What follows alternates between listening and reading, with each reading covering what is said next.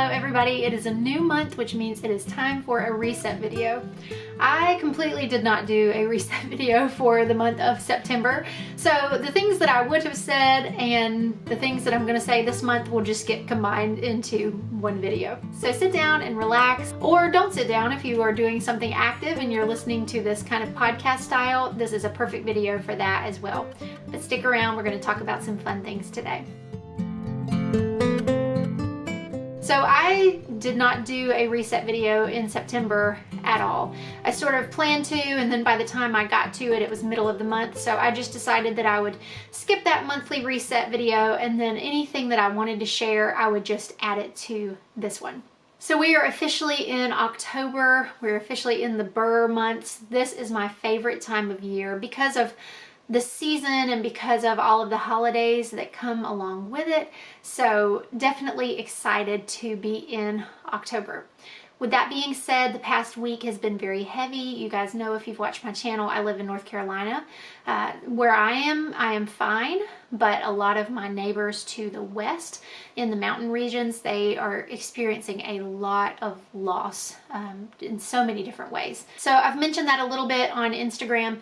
Definitely people there, as well as in states to the south of that, have been really affected by Hurricane Helene. So the past week has been a lot of just heaviness. It's been very hard to see the loss that people have experienced, and it's been very hard to pull away from that, and I've not done a very good job of balancing it, and I can tell. I think sometimes when we are faced with things like this, we just want to help, and I've sent things, and our church has sent things, and our church has sent people to volunteer, and so that has just been amazing. But it's hard when you want to help further than what you have been. So I think sometimes in those moments we just take in all of the negative things that are posted on, on social media. But the one bright spot in all of it really has just been seeing how average, ordinary, everyday people are just taking it upon themselves to organize relief efforts and,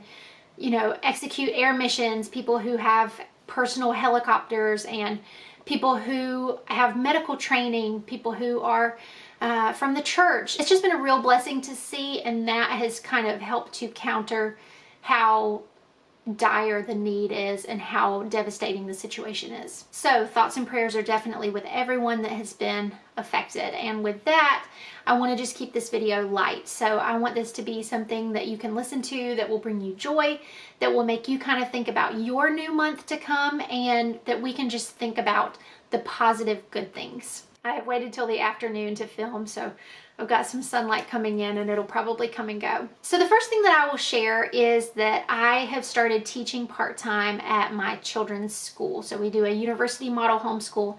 So I teach there 1 day a week. I help out in the preschool class, and then I also teach music to 3 other classes. And it has been really fun, really fulfilling. The kids enjoy having me there, which is just so sweet. But I never knew that teaching preschool would teach me so much about the things that I need in my day-to-day life. So it sounds silly, but just for example, we have a morning calendar time, and we talk about the season and the month and what day it is and how the weather is outside. And I think that orienting yourself to the time and the place is just so important. And sometimes we get so busy in our day-to-day. I know I do. And how many days do I go, I don't even know what the date is today. So preschool is teaching me that.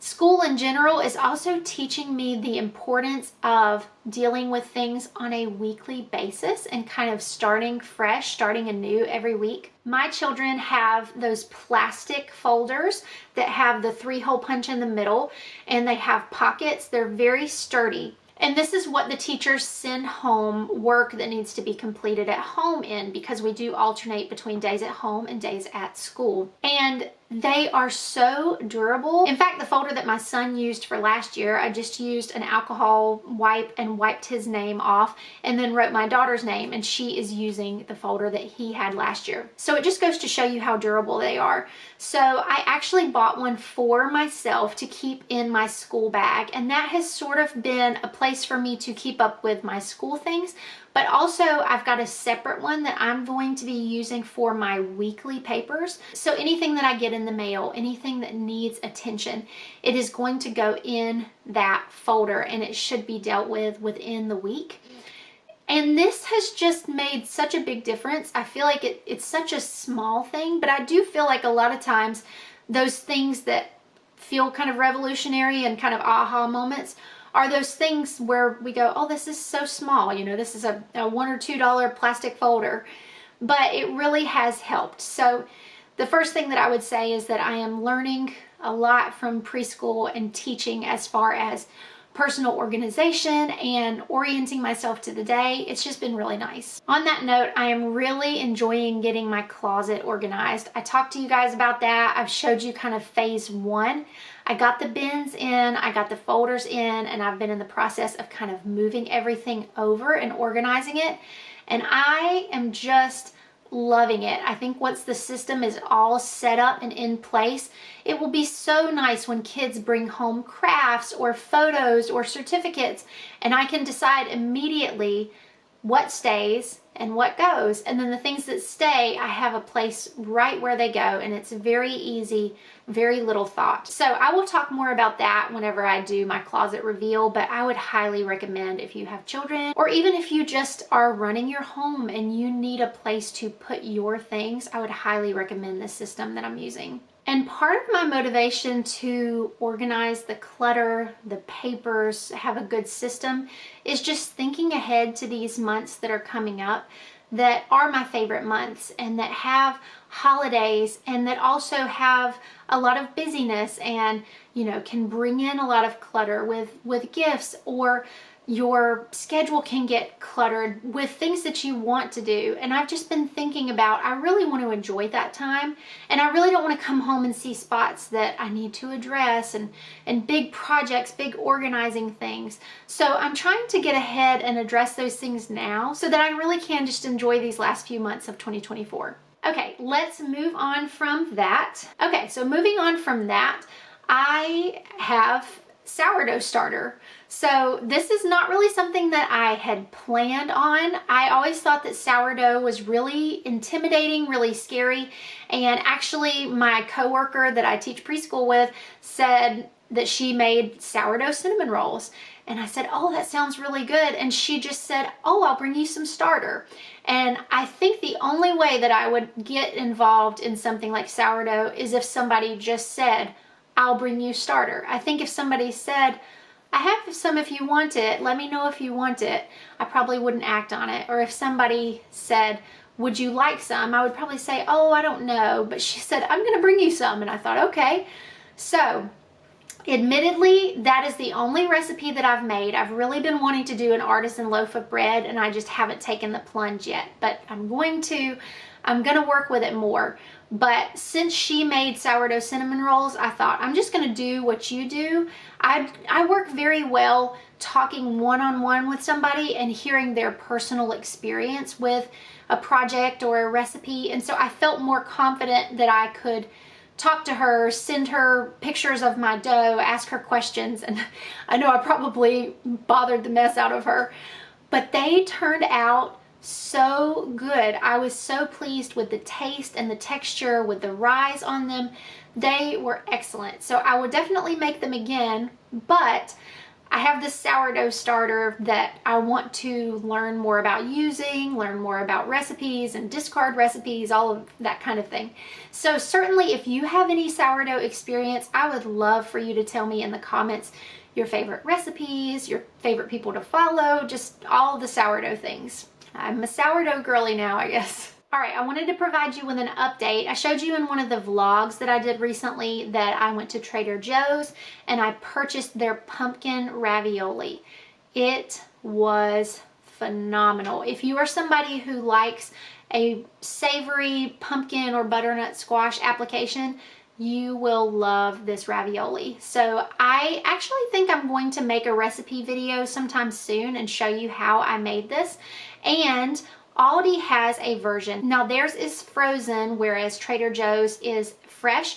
But I will tell you that if the Aldi one ends up being better, or at least comparable. The price point is better than Trader Joe's. It's a lot larger bag as opposed to the Trader Joe's package is kind of a single serving, or you know, it might feed your family if everybody gets a couple of ravioli. But I made a homemade sort of Alfredo sage sauce. So I made this cream Parmesan sauce, and then I added some sage in, and it was absolutely the perfect touch. We put it on the pasta. It was also really great on broccoli.